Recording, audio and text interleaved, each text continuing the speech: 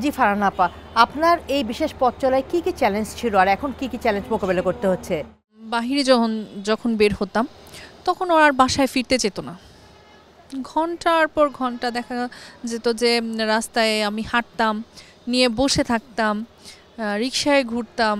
সে school থেকে যাওয়ার সময় একটা আইসক্রিম নিয়ে যাবে, অথবা বাসায়ও সে যেটা করে, আরেকটা জিনিস বলবো, যে ওর বাবাকে ফোন করে দিতে বলে। ফোন, সে একটা করে ওয়ার্ড বলে, কিন্তু ফোন, বাবারে বলবে আইসক্রিম বা চকলেট মানে নিয়ে আসার জন্য, বা খাবো, সাথে বলবে যে খাবো মানে এটা আমাকে দাও। এই জিনিসটা আমি কখনো মানে কল্পনাও করি নাই। ও যখন এখন বলে যে ফোন দিয়ে এই খাবারের কথা, মানে আমাদের দুজনের কাছেই খুব ভালো লাগে।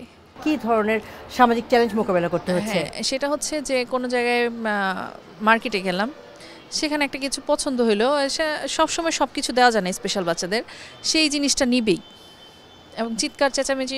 ওইখানে সে আমাকে একটা চ্যালেঞ্জ ছুড়ে দেয়, মানে তোমাকে আমি সিন ক্রিয়েট করবো, তুমি আমাকে ইচ্ছা করে কিনে দিয়ে নিয়ে চলে যাবা।